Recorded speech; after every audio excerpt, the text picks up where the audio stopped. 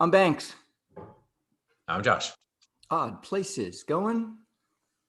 Viral. Mm-hmm. Thanks. Do you pray? Do I pray? Define pray. Define I, pray. I just realized there's two kinds of praying. There's PREY, which I think you do pray in that sense. But I really mean the What? I like your How face. do you? How do you Oh, dude, say I? you're an animal. Come on. You're a freaking animal. You pray. Okay, so what does that mean? I pray. I pray on I what? know What do I you pray on the I know week? you pray. You got eyes in front of your head. That means you're a predator. Therefore Okay, you pray. so what does that mean? Okay, so I pray. PREY. Yeah. What It is it? means What is it? you search out and pounce when the opportunity is right. But anyways, that's not the one I meant. I was really talking PREY. Uh, Do you pray? Which is almost the opposite. Holy crap! I think that's the opposite of the other pray. really? Huh. Yeah.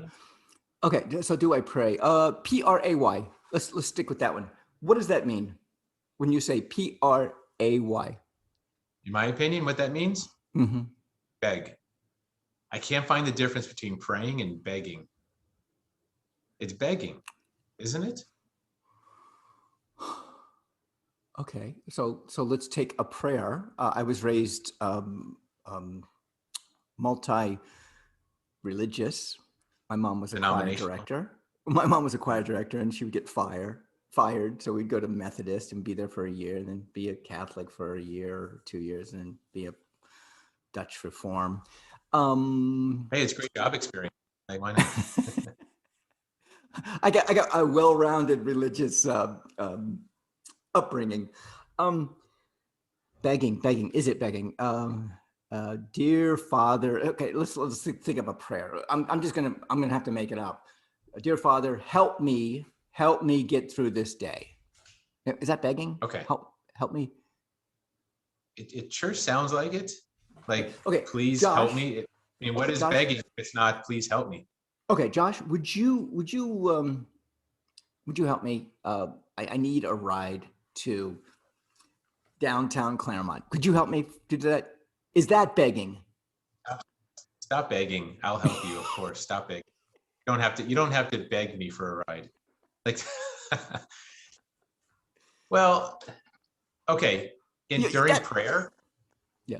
I see when someone's praying, they're almost in a position of helplessness or a position of uh not desperation, that's not the right word, but uh, they're just hoping for someone to answer their prayers. Like it's a powerless position. How about that? I feel like prayer is a powerless position. It's a powerless ask, which is a beg. Okay. Two things. I think you're taking prayer to the extreme, Okay. calling it begging. That, that I don't think it's begging.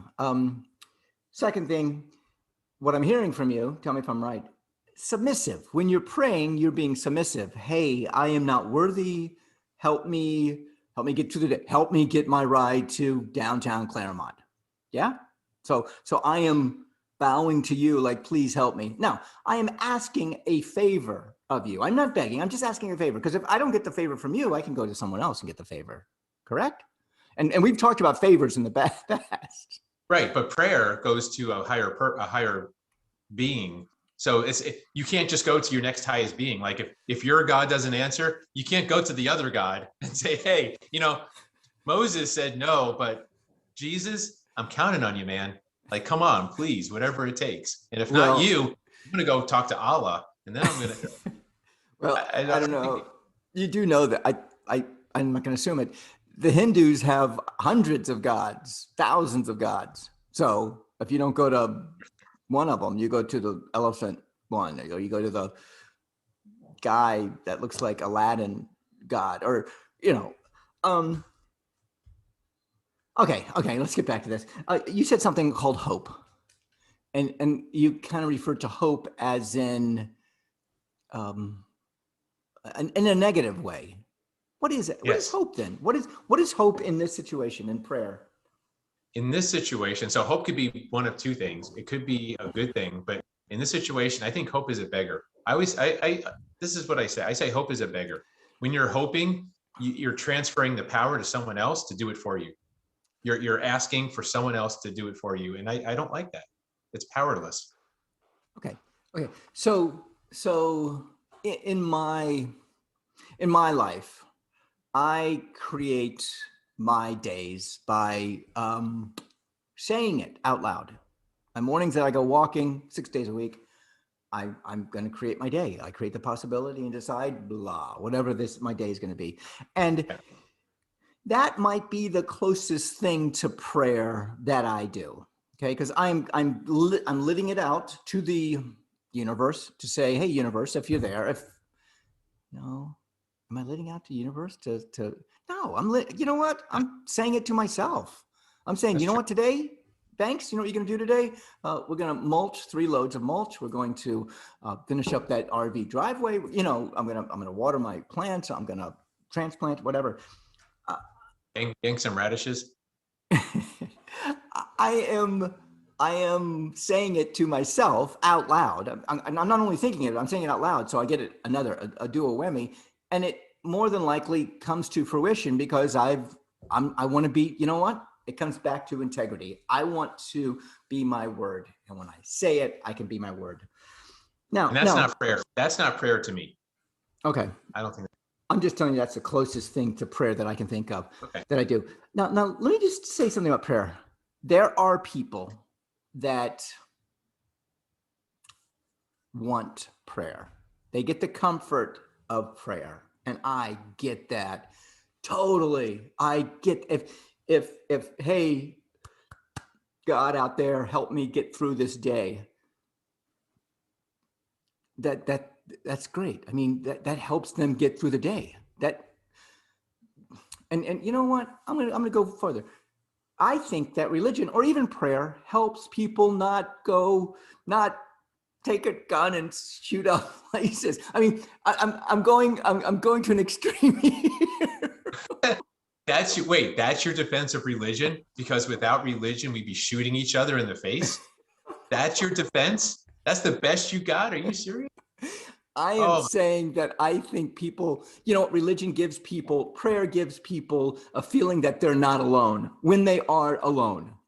When they are alone, physically alone, which is what alone means. Or when they're lonely, they feel like something bigger than them is there to protect and hold, and a mother, a father. Okay, and if it serves someone, great. If begging helps you get through the day, beg away. Over time though, at some point you got to do something more than beg, I suppose. What do? You create intentions for your day. You create. You empower yourself. You create those intentions. You decide how your day is going to go. You stand up and do what you got to do. What else can you do? Okay, you are a coach. You help people get through situations financially, personally, and many other myriads of things that you do to help people. How is it that you're not someone that people beg to? I don't think they beg to me. So why would they beg? Pray to me? Is that what you were saying? Why would they? I'm saying begging. I'm not saying prayer. If I do my job properly, they don't beg at all. It's totally the opposite. So you can create, you can help people give up begging and Yes. go towards like, I'm going to empower you help empower people to do this themselves. You know what though? I still see a need for, I just about said begging, a need for prayer. People, Yeah. I dated a girl once and she got, she felt whole. She felt good. But she was raised that way. So what if we never had religion? What if religion never existed? Wouldn't we just still go about our day? Would that be? I just think we get in.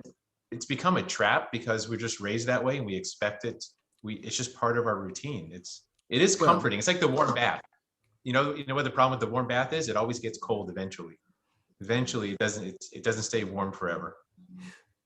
right. Well, I grew up with a large array of religious overtones to me, and you grew up Jewish, right? Or Jewish?